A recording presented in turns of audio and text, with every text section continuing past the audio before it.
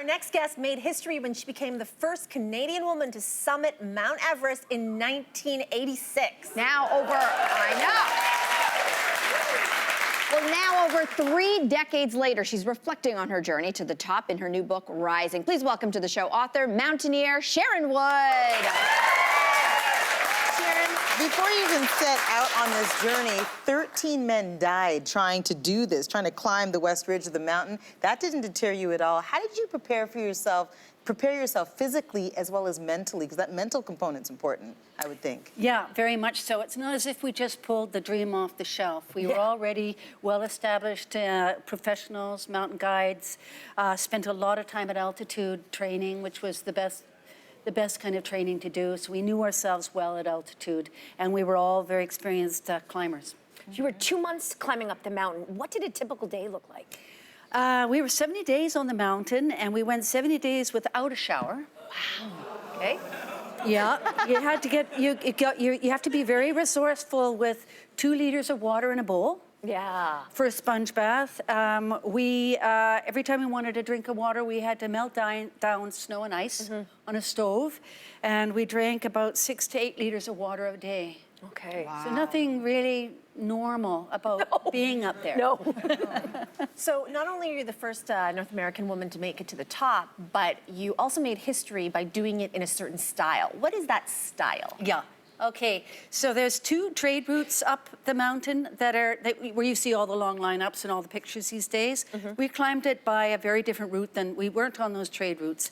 We climbed it without Sherpa. We climbed it with a small team by a very difficult route, and what's called good style in mountaineering, in the mountaineering world. Has anyone ever done it since? And nobody's ever repeated that route. Wow. Wow. That's amazing. Whoa. You know, what do you make now of what you see is happening on the mountain? I mean, no one has done your route, which already says something. So what is happening up there? Is this over-tourism, I guess, in a sense? And what's your take on it?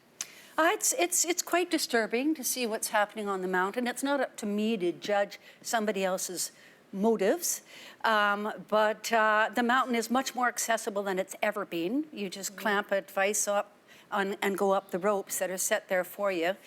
And but I think motives are really, really important when it comes to taking on challenges. And my question is, are you climbing the mountain to see the world, or so the world can see you? Wow. Yeah, that's an incredible line. Now, you had a 17% chance of successfully reaching the top. How did you succeed when so many others had failed? And does it all come down to luck? It can't. No, there's a lot of variables. Luck is important, though. But a lot of training, and I think what is so remarkable that Canadians should be proud of is this small Canadian team, our teamwork, our leadership, and our esprit de corps. I think we did it truly in Canadian style. Oh, that's nice to hear. That's incredible. Would you ever climb it again? Would I ever climb it again? Absolutely not. No. No. Why? Why not?